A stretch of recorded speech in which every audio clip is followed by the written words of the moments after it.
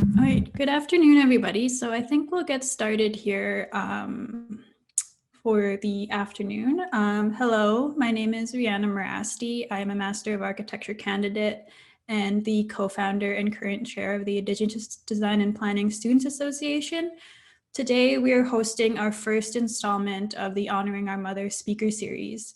The goal of the series is to discuss our responsibilities to Mother Earth, taking care of and honoring her through design.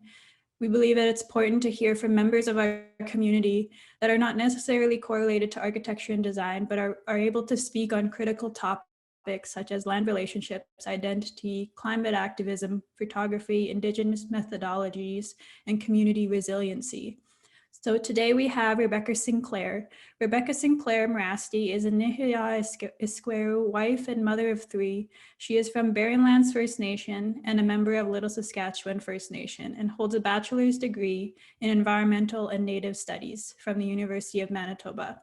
Rebecca is the program coordinator for the Lake Winnipeg Indigenous Collective. Rebecca pursues higher learning that comes from the land and through learning alongside knowledge keepers. Her childhood spent on the land in northern Manitoba has shaped her understanding and guided her efforts to protect and preserve the great gifts of Mother Earth. So at this moment, I will hand it over to Rebecca. Thank you, Rihanna. Tante, everybody. Hello. Like Rihanna said, my name is Rebecca. I am currently in the position of program coordinator for Lake Winnipeg Indigenous Collective. The collective represents the Indigenous voice for Lake Winnipeg. Hopefully my screen starts working at some point. There we go. The collective is made up of First Nations around Lake Winnipeg. Our main tenets of the organization are that sacred waters are healthy, traditional livelihoods are restored, and Indigenous perspectives are influential. I'm here today to talk to you about Indigenous pedagogies that relates to the natural world, which can be summed up into really one phrase, Minopimituazin, the good life. All that Creator has provided for us, everything on the Great Mother Earth can guide us to Minopimituazin. Our teachings are holistic, that everything has a spirit and is alive. The rocks are our grandfathers, and the trees are our relatives. In the very sense that we start to shape our mindset, that way we could care for our sick child, our mother, and our siblings. We can care for the plants, the medicines, the animals, and the water. We can start to shape our worldview around the natural world and look at it less like a commodity and more of a relative. Before I further into my presentation, I just want to affirm that I am still reconnecting to my culture.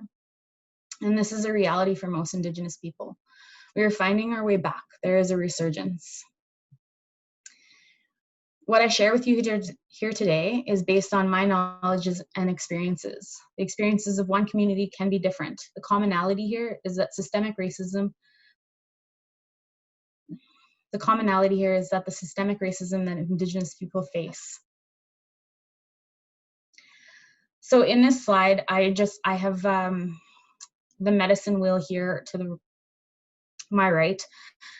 I really like this depiction of the medicine wheel because it shows you how complex a simple concept can be.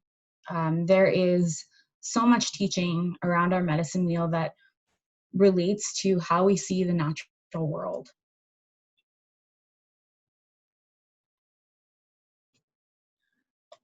I wanted to talk a little bit about TwoEyed Seeing and this concept, a guiding principle brought into the integrative science co-learning journey by Mi'kma'ki elder Albert Marshall and Dr. Merdina Marshall in the fall of 2004. This is something that's not a new concept, but definitely coined by these two Mi'kma'ki elders.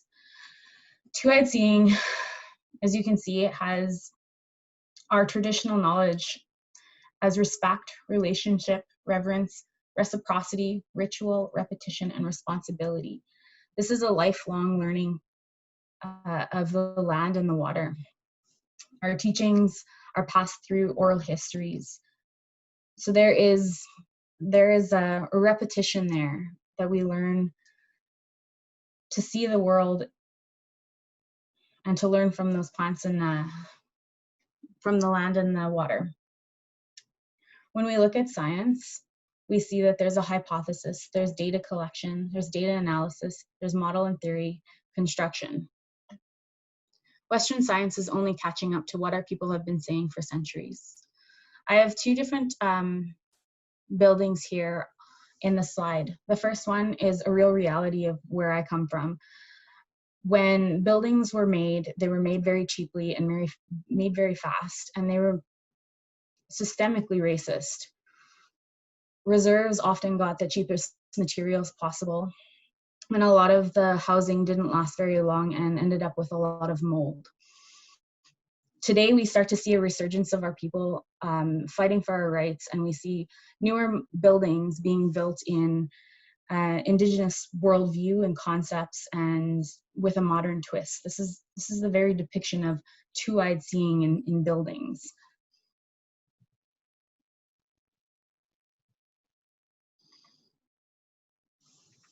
We can take the concepts that have been sacred to us to look at how we're using and utilizing the land around us. How, at the same time, we're having reciprocity and respect.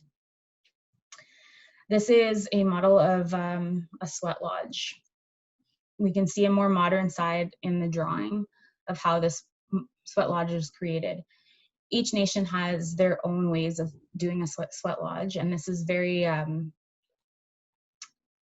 this would be very like the rawness of it. There's still more that goes into how the sweat lodge is built, and there's more aspects to the outside of the sweat lodge as well.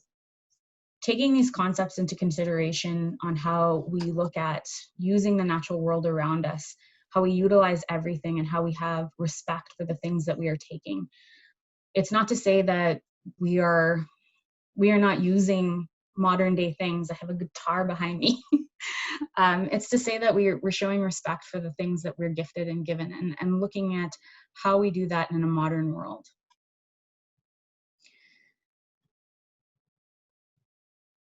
So a lot of things that,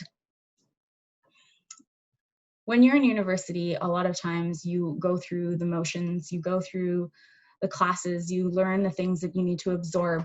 And the thing that I found that I lacked from my university experience was understanding the rights of Indigenous people. The mere fact that you are on Turtle Island means that you will be involved in some way or another with an Indigenous organization or Indigenous community or Indigenous person. And in knowing how to interact or how to work with those organizations is really important in understanding our Indigenous rights. There are many rights, like these are just to name a few. Section 35 of the Constitution Act states that existing Aboriginal and treaty rights of the Aboriginal peoples of Canada are hereby recognized and affirmed. In this act, Aboriginal peoples of Canada includes the Indian, Inuit, Métis of Canada. This little piece of legislation at the federal level is instrumental in any work that you will do across Turtle Island. Consultation, meaningful consultation, is important. As you are, say, part of an organization that you just started working at, and they've asked you to design buildings for a certain area of land, or if you are a contractor and you're going into a community, like, this is important to know whose land you're on, who you need to consult. And coming with that knowledge into an organization will only enrich you, will only help you. I also included UNDRIP, as more nations are adopting this piece of legislation from the United Nations Declaration on the Rights of Indigenous People. I really wanted to highlight two pieces of articles in UNDRIP. In Article 26, Indigenous people have the right to lands, territories, and resources which they have traditionally owned, occupied, or otherwise used or acquired. You are on unceded land. You are on Indigenous territory. Showing the respect, showing the knowledge, and finding that knowledge out yourself is extremely important and will be invaluable in your career. Article 29 states Indigenous people have the right to conservation and protection of the environment and the productive capacity of their lands or territories and resources. States shall establish and implement assistance programs for Indigenous people for such conservation and protection without discrimination. I think that this is extremely important in the sense that this is only going to strengthen. Indigenous people are not going to stop wanting this right. We're going to call for UNDRIP to be implemented in all provinces. I also have the truth and reconciliation calls to action. More and more businesses are adopting their own version of a call to action. And we'll see more and more businesses want to work in reconciliation with Indigenous people. We see that by land acknowledgements through non-Indigenous organizations and some Indigenous organizations. And we'll see that through cultural sensitivity training within your organizations too. So all of this knowledge, all of these kinds of Indigenous rights will only strengthen you as a person and as your career starts to go out, or even if those that are still in the workforce right now start to see these pieces of legislation start to pop up. There's two others here, or well, I guess three. So a really important thing to learn, or if you want to discover how reconciliation works with you, is really looking at the treaties, the number treaties. We also have our 7 sacred teachings and our natural law. So the 7 sacred teachings and our natural law are what governs us. We fight for, we have an inherent duty to protect our land and our water. And a lot of our teachings come from those while they differ through Indigenous territories, they're generally around the same, that we have an inherent duty to protect our land and our water. So one that I didn't talk about in the previous slide is FPIC, free, prior, and informed consent, which you will see in any part of your life, whether you're going to look at rezoning your cabin or wanting a cabin, or an organization that has a bigger portfolio in building buildings. I think that this is really important for all people to understand and to know, or to research further themselves. It's pretty simple in the saying that free without coercion.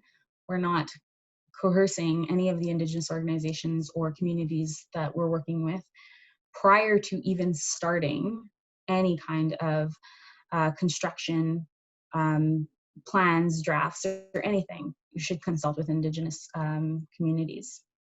Informed about all activities. These, I really want to bring to light that these were necessary to create, because the history of Canada shows that these have been vehemently ignored for Indigenous people. It's actually pretty sickening that we actually even have to say, have you thought about FPIC for Indigenous people? I have a map of Canada. My director is a bit of a geography geek, and he loves maps, and I love that he's shown me a side of maps that I haven't seen before, and really highlighted the fact that, so this is a map that we would learn from middle school, grade school, about what Canada looks like. And there is systemic racism even in this map, to say that it's so vast, that look at all of the cities, that's all there is here. When we take a critical look at this map, we start to see that actually this territory is Indigenous land. This shows you what this territory looks like. It was never founded. There was already Indigenous people here, and these Indigenous people are still here. Like, I'm still here today affirming that this is my land. And then we look at what Canada has to offer in terms of resources. So you can see that red is the mineral claims, that the darker yellow is settled modern treaties, that we have the boreal forest, and then even land claims under negotiation. You can see all through Ottawa, we have land claims under negotiation. What does that mean? That means you are on unceded territory. You must consult with First Nations. So what does this all have to do with Indigenous pedagogy? What does this all have to do with Mittwas? And really it's to show that we're all a part of this land, we're all sharing this land, and Indigenous people have an inherent right and duty to protect. An important thing to consider, especially when I was at the University of Manitoba, I had found that there was not a lot of cross collaborations between faculties, or understanding what each faculty was going through or learning, or what their teachers were teaching. I found that across all faculties, Indigenous knowledge would have helped. That goes back to that two-eyed seeing, that idea that we can use Western concepts or Western science to affirm Indigenous knowledge in policy makings for non-Indigenous people, that we all have a stake here.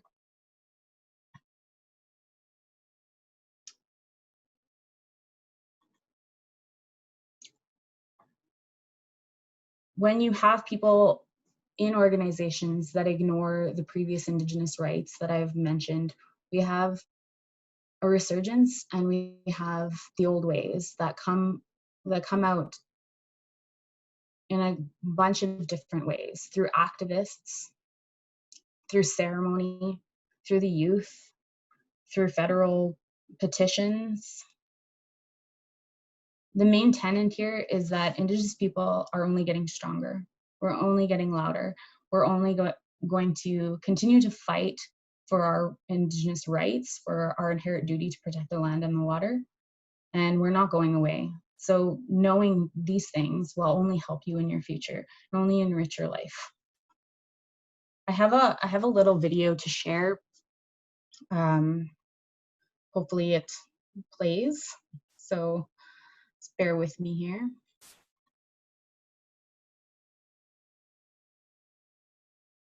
Rihanna, can you let me know if you can't hear? Yeah.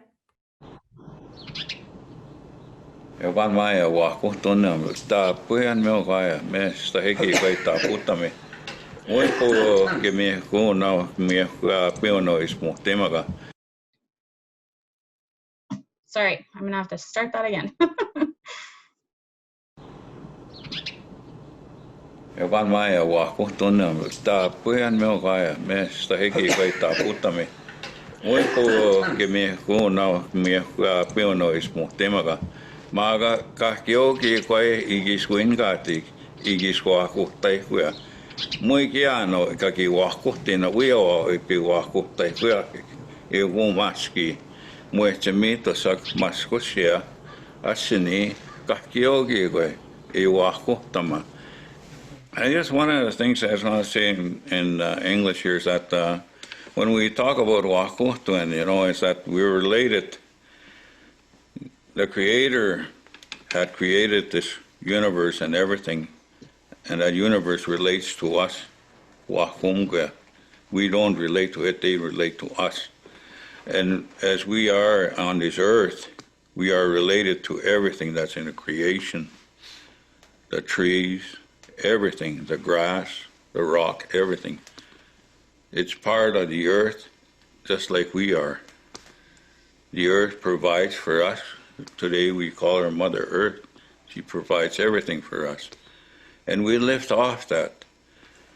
But ever since the European people come and live with us, things have started to change drastically. Okay.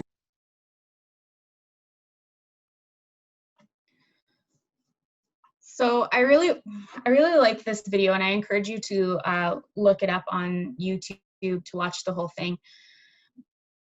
But in our way, our elders are the ones that teach us and tell us about the natural world and how we protect the land and the water, I wanted to leave with an elder speaking so that you knew that these aren't just my words. These are the words that are held through our elders and are continuously said. This isn't a new concept either. This has been around for a long time, since time immemorial, that we've wanted to protect and leave the land for the next future generations. So I just wanted to leave, like, I know that this was pretty short, but I think that there's some time for some Q&A. But I wanted to leave you with this. What is your duty to the land and water, and how will you leave her for the next generation? What drives you to protect Mother Earth? This could be as simple as returning to the beach, going to a cabin, or fishing. The life Mother Earth gives us is universal. We all need her to survive, and for the generations after us. There goes that.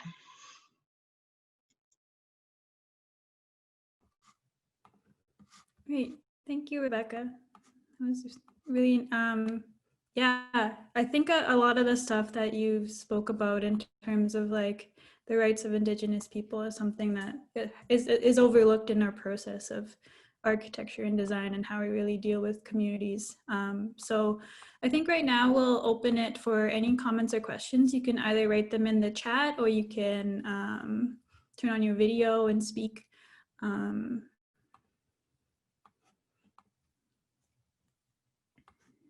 Yeah.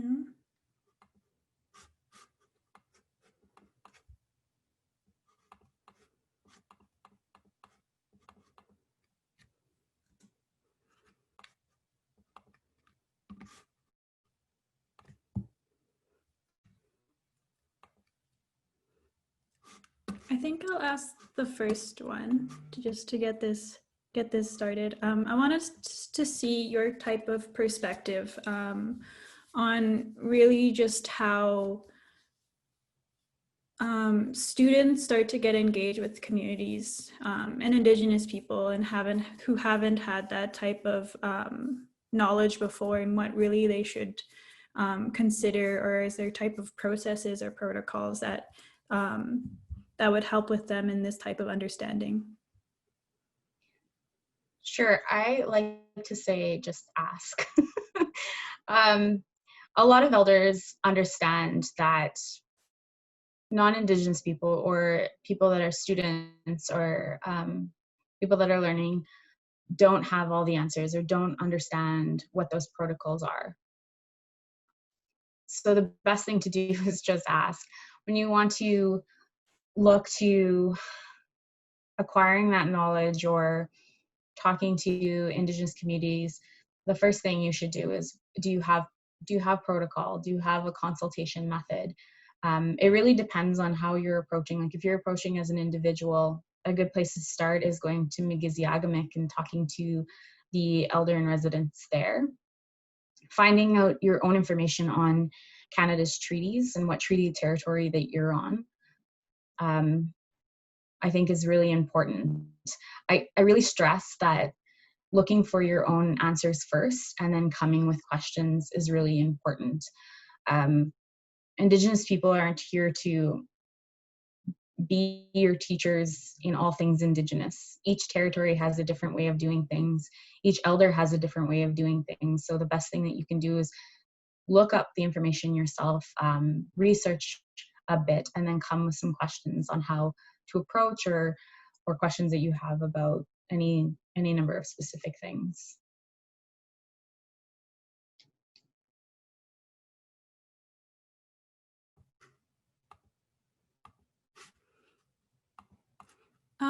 So we have another question. I just wanted to expand on that too, is that we don't really have all the answers to. That we're often seen as kind of like these experts of this broad like range of all Indigenous people, when we're very different in all of our practices and all of our teachings and how each nation has their own way of doing things. So we have one question. Would you be able to speak to the work that you do with the Lake Winnipeg Indigenous Collective? Sure. So right now I'm in the position of program coordinator. I work with Indigenous youth around Lake Winnipeg. We hold youth camps that are land-based for land teaching to reconnect our Indigenous youth to that culture. The very real reality is that residential schools eliminated our connection to that culture, and our elders are finally feeling safe enough to teach and to spread their knowledge to our youth. So LWIC looks at a way to facilitate that and help or be a conduit to that teaching. So last year we went up to Norway House. Unfortunately, due to COVID, we didn't have any youth camps this year. But last year we went up to Norway House and we were guided by Elder Gordon Walker, where we fished a lot. But we also learned about the medicines that were around us and how I think that being on the land is the very first step to understanding and appreciating the relatives that give us so much. I also am working on a few webinar series about understanding, which would be great for our viewers that have questions about how to approach Indigenous people and Indigenous pedagogy as it relates to the natural world. We just wrapped up Women in Water webinar where we talked about our inherent duty as women and our role to protection in water. And we saw from a few different people on a few different perspectives on that. Our other goal is to highlight fish habitat and fish in Lake Winnipeg from a traditional knowledge perspective.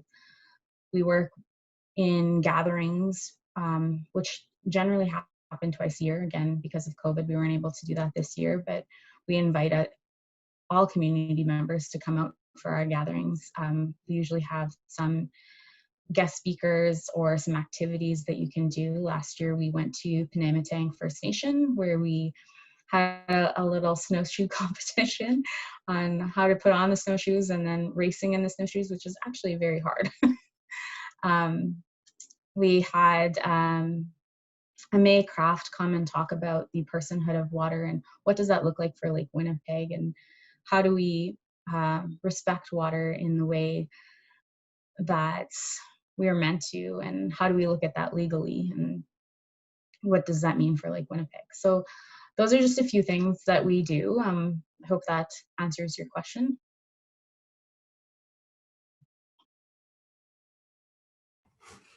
I get that this kind of leads to another question that someone had. Are there opportunities for collaboration with LWIC you would be interested in facilitating? Absolutely, there's opportunity for collaboration. It definitely looks at like what our mandate is and if it would be a good fit. We're really looking at, we're really focusing our lens on Lake Winnipeg and really providing a First Nations voice for that. So if there's a collaboration opportunity for Indigenous youth or anybody to want to learn about what that looks like, we have just wrapped up, or I think it's ongoing, but water testing with Southern Chiefs organization with their youth. And we did a presentation for Fisher River First Nation on water testing too. Like my director is a little bit more knowledgeable in that area, where I bring in the Indigenous perspectives of really focusing on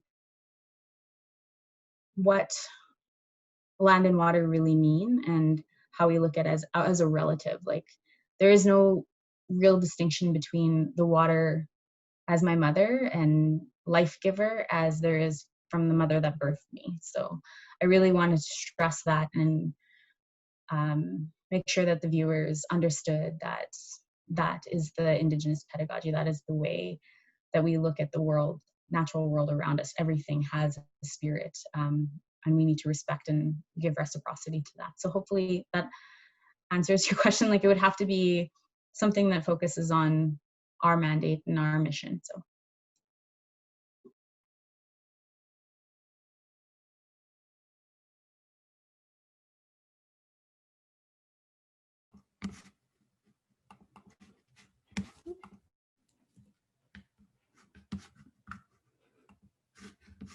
Great. Thank you for answering those questions. I think I'll kind of expand on just really type of like understanding how we should really relate with the place in which we build. Because I'm actually my thesis title is Wakotuin, and how everything has this, everything, like you said, has a spirit and are living and actually are considered our relatives. But how do we start to understand or expose that to people that don't have that type of knowledge themselves? So I think when we look at the histories and also our teaching, it kind of goes both ways in terms of looking at type of like the Western perspective and then also the Indigenous worldview and how those two tied together. And I think I wanted to see your type of perspective on how we should really start to protect things and protect our natural world through design. And I wanted to know how we could truly be sustainable in that way, and how we should be interacting with these natural systems, in what ways in which that we could maybe survey or look or research more into the spaces on which we build. I think consultation is a good way to start with understanding how you would use those natural systems in design or building. Like my slide with the sweat lodge, all those ideas and the way to build that sweat lodge was all gifted to an elder, with the knowledge of what natural systems are around them. So knowing whose territory you're on, consulting with those elders, I think would be vital in how you build sustainably. I think looking at the way, I think the biggest thing too is reciprocity. Understanding, like, I don't have all the answers, but I think that reciprocity is a big way to start looking at how we're doing things sustainably. Like, if we're taking from the land, what are we giving back to it? Because that's not our way, is not taking anything. Our way is, if we're going to take something, we're going to use it all and we're going to give back. There's a natural balance that needs to be maintained. I'm a hunter, so I hunt, and when we do that, you lay down tobacco, you give thanks for the life that they're giving, and you use everything. I think that just that concept can help in any area or any faculty or any organization to understand that there's a natural balance that needs to be maintained. There's reciprocity. We think of that in the Western sense as monetary. We give money if we're going to take something. We give money for the land that we're taking, but it needs to be thought of more than that. And I still affirm that Western science is still catching up to traditional knowledge. So listening to those elders and giving them space to talk and respect their opinion, I think is really important. So really, like, in the most basic sense for Wakotoan, is that all things are living and all things are connected. We see that in the Indigenous language, like door is an animate object. I think that through language, through consultation, through reciprocity, we can see a more sustainable future. And that those are just simple answers to a very complex question too, right? There's got to be more heads in this on thinking on how we can do things sustainably for everybody. For Indigenous people, it's got to, like, for Indigenous communities and for Indigenous people, profit is the last thing on our mind, and it should be. should be the last thing on our mind. We still need to feed our families, but profit from the land needs to look more like reciprocity. So hopefully that answers kind of your question best of my ability.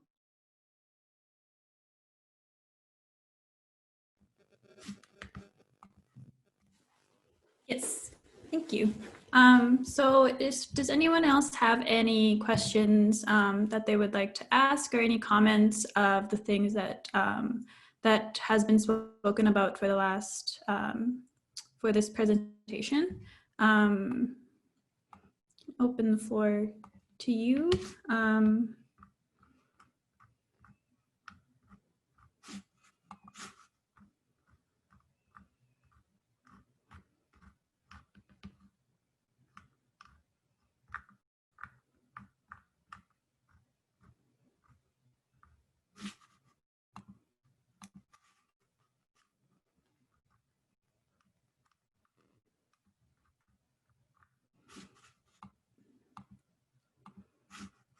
I think I have another question.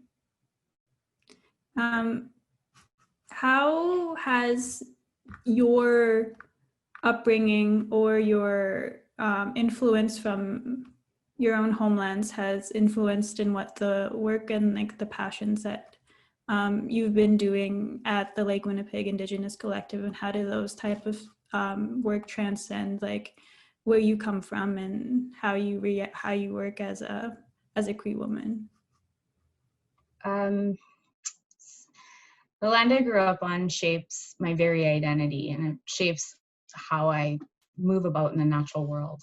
When I was a kid, I seen in food insecurity, poor housing, inadequate education. It was a fly-in community, a remote community. And I went to school on the reserve, but I also grew up in a small abandoned mining town called Bloom Lake. And I seen the effects of resource extraction there. So all of my childhood was raised or shaped by seeing the disastrous effects of systemic racism and not knowing what that meant, or not putting a name to that. While I grew up on the land, and I grew up fishing, and I grew up hunting, and grew up appreciating the land, I didn't grow up with my culture. And I was disconnected from ceremony and knowing the language. Like, I'm just starting to relearn the language. All those things combined help me see from a different type of perspective. And I recognize that perspective doesn't translate to non-Indigenous people, or people that haven't grown up on the land like that.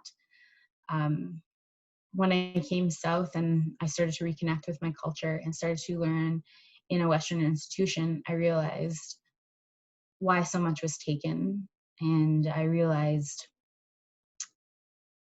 I got to put a name to all of the, I guess, atrocities that I seen growing up, and it angered me. But it motivated me more than it made me want to lash out. It motivated me into helping people understand that there's so much beauty, there's so much that the land gives us mentally, physically. And it's been quite hard to live in the city because I constantly think about going back up north and being on the land, and I reconcile that in different ways. Like, I try to go back up north at least once a year. I fish as much as I can when I'm here. I try to teach my children about our culture, and I attend ceremony whenever I can, which is not something that's really offered up north too. So I recognize that I need to be in two places, and TwoEyed Seeing has never been a foreign concept to me. I appear to be very non-Indigenous. I'm a light-skinned native, so walking in both worlds has always been something that I had to do. And I think the way I grew up and the knowledge that I keep acquiring helps me to walk both those paths and see from both those paths, and help others to have that kind of vision that I have, or that respect for the land that I have. So a little bit about how that's shaped my upbringing and my path forward, and the motivation that compels me to protect the land and water I do today. I also realize that this is a blood memory, that this is inherent in my body, and I never knew how to verbalize what that meant, but it has always been there. I go say. Thanks. So we have a few more actually. The first one is, do either of you know of firms of building companies that are doing exemplary work of Indigenous consultation or sensitive building on the land in Manitoba or otherwise? Oh boy, not off the top of my head. I think people are now starting to attempt what meaningful consultation looks like. There's a lot of organizations out there that have good intent, but not enough information. And I think that looks differently for each organization and how they do that. I would be wary of looking into or saying any specific organization, because there's still criticisms that follow that. Like, there's still things that you could be doing better. Even as an individual, you could always be doing better. So I can't think off the top of my head which organization does that exemplarily. There's a lot of Indigenous organizations that are doing really good work at reconciliation and bringing non-Indigenous perspectives or Indigenous perspectives into their organization. So yeah, it's a very new type of thing, and I hate to say that because it should have already been there a long time ago, but you really see it because of like the Truth and Reconciliation Commission and all those calls to action, and that people are actually considering that maybe that we should really be considered in pretty much every type of decision that are happening on these lands. So it is very new, so I don't have an answer for that as well, in terms of like a building company, but for Indigenous people for sure. So I think the next question, do you think technology is distancing us from the land? Air photos, GIS, Google Earth enable us to do things without visiting a place. Social media allows us to interact but not relate to each other. Can we use modern tools to improve our connection to the land? Absolutely, technology is distancing us from the land. There's many authors and many people that say this quite often.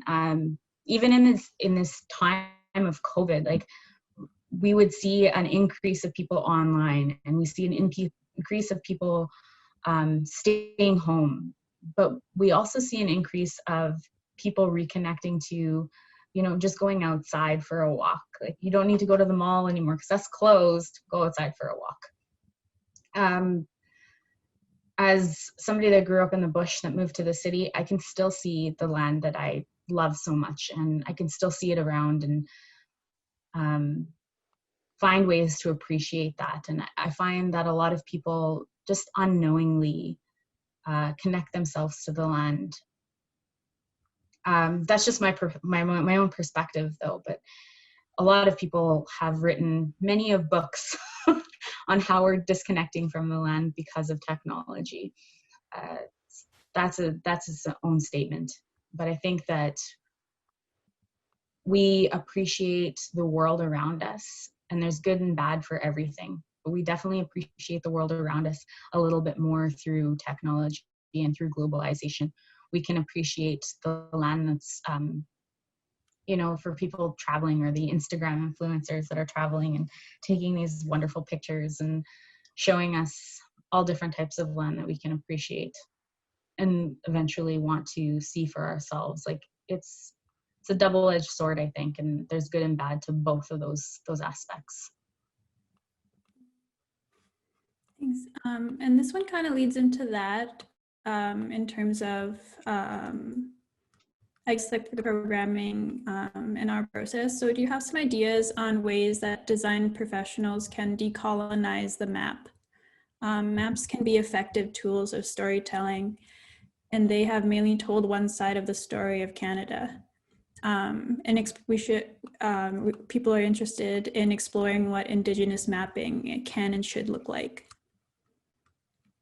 There's actually a a webinar going on right now called Indigenous Mapping, which would be great for that.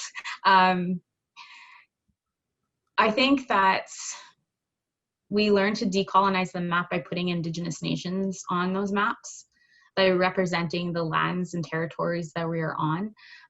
One of my slides showed the Lake Winnipeg Indigenous Collective's watershed, or Lake Winnipeg's watershed, and it shows which treaty territories are all part of that watershed. But that's just one way of looking at decolonizing, how we look at just a watershed, like who's a part of that watershed, which treaty territories are inherent in protecting that watershed. Like there's little ways that we can start to make a difference in others' perspectives. So as an individual, that even if you're non-Indigenous, throwing the treaties on there, or putting Indigenous nations on there. Like I remember it was in the late 90s that Lynn Lake was on the map, and I was so excited. And the Weather Network started telling us what the weather was like in Lynn Lake, Manitoba, which is north of Thompson, is quite far. And I thought that was so exciting. And then when I saw Brochet on the map, my mind was blown. Like, what? They're finally showing this? I think it helps those little Nietzsche kids show that they're relevant, that they're seen, and that they're important, and that they're there.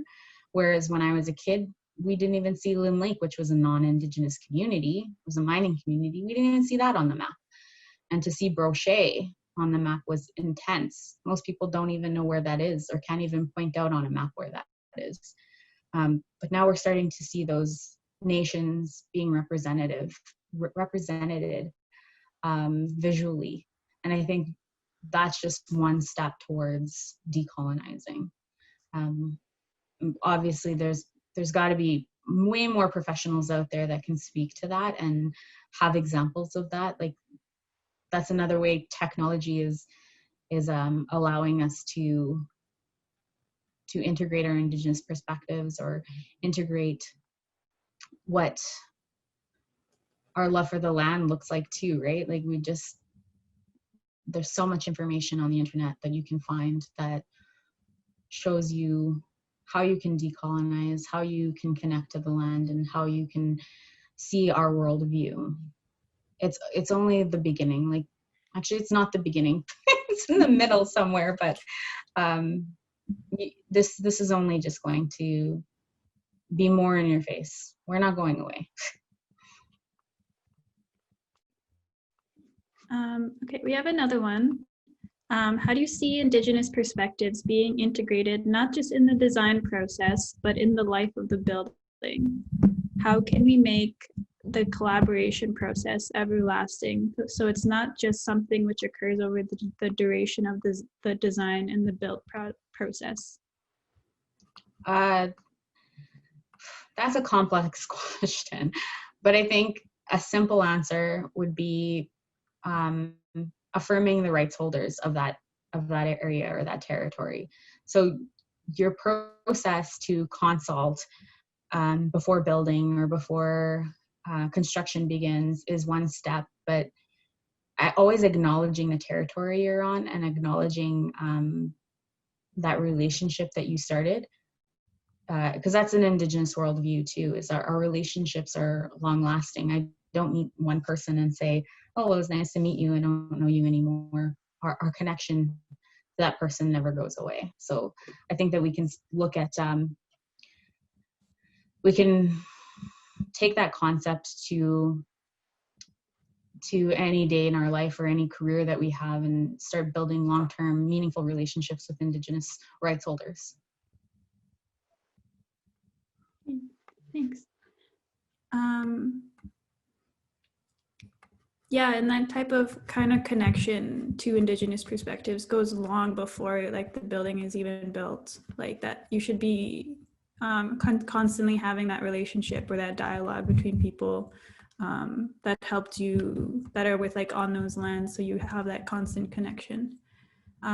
So this question is, I've been hearing a lot about zebra mussels ruining sacred spaces in water, specifically near different reserves. Do you have any hope for this devastation? Well, the problem with invasive species is they don't generally go away. Adaptation methods need to start happening. The idea that zebra mussels are going to go away is long gone. We need to start adapting to invasive species. Zebra mussels have caused a lot of devastation in Lake Winnipeg, and they're pretty significant to shorelines, to medicines, and that sort of thing. There's no real simple answer as to what we could do moving forward, but provide better adaptation methods to those invasive species.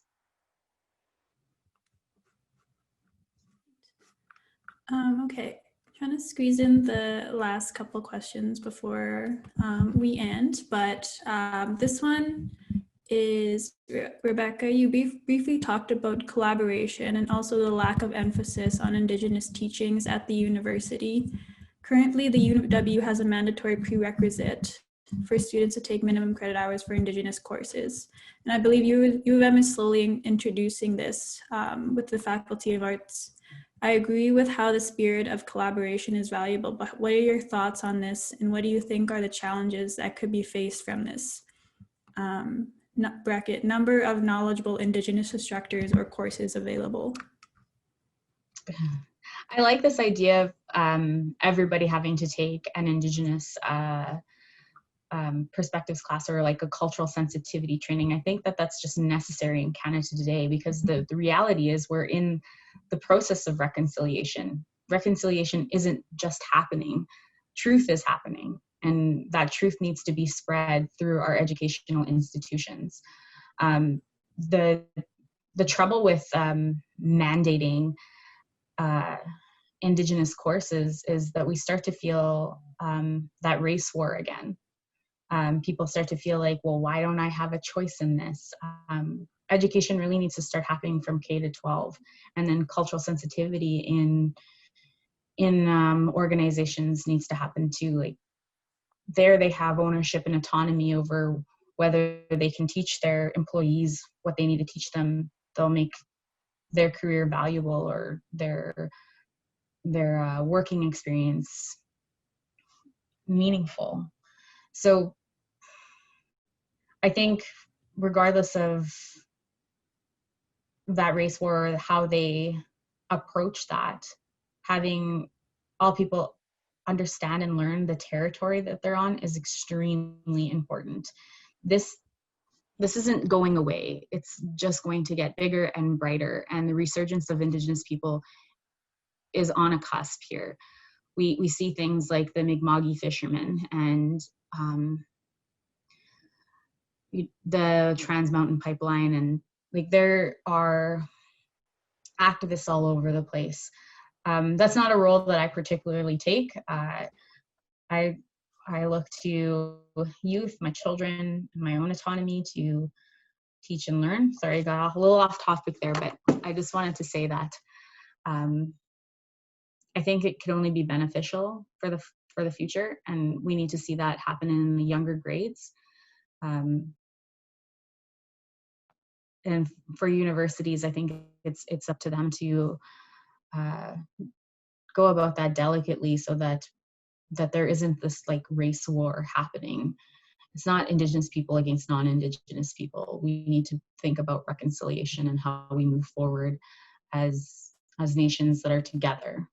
Like that, there's no other option. We can't just be Indigenous people in Canada and kick you all out. Like that doesn't work.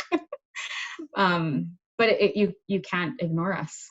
We're here, and we continue to grow in strength, and that's just the reality of the situation. Reconciliation needs to happen, and I don't have the full answer to what reconciliation looks like, and I think each Indigenous person has their own idea of what that looks like too.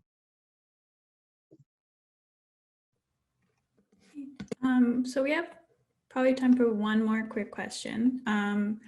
One of the challenges I have heard for students trying to employ two-eyed seeing in their work is that one eye, the colonial one, is stronger.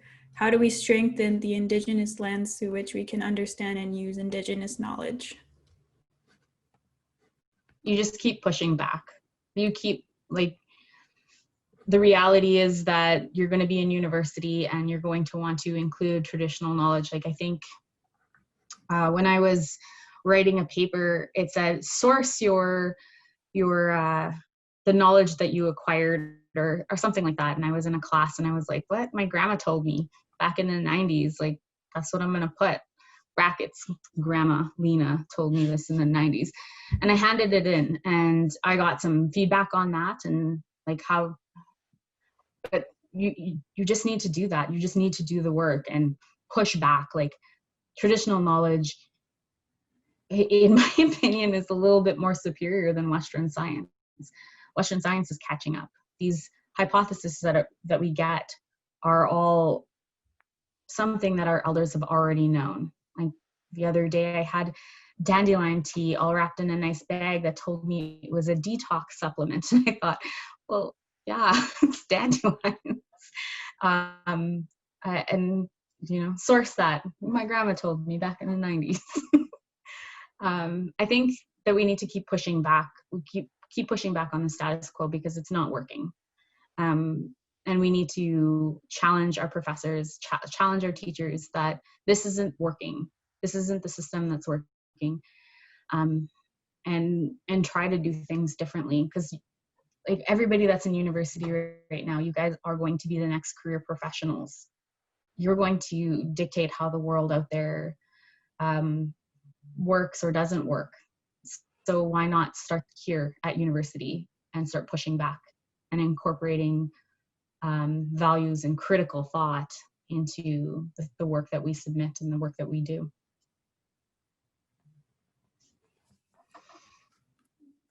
All right, I think that's all the time that we have. I think it's good timing. Thank you so much, Rebecca, for being part of the speaker series and talking today. You spoke of very valuable types of insights in terms of Indigenous people and I guess land-based pedagogy. So thank you very much for being part of this. And also thank you to everyone that came today. We will be having another speaker within the next 2 weeks, and we'll be announcing it at the end of this week as well. So stay tuned for that. And thank you so much again, Rebecca, for being part of this. Awasane, Rihanna. Thank you. Thank you, everybody.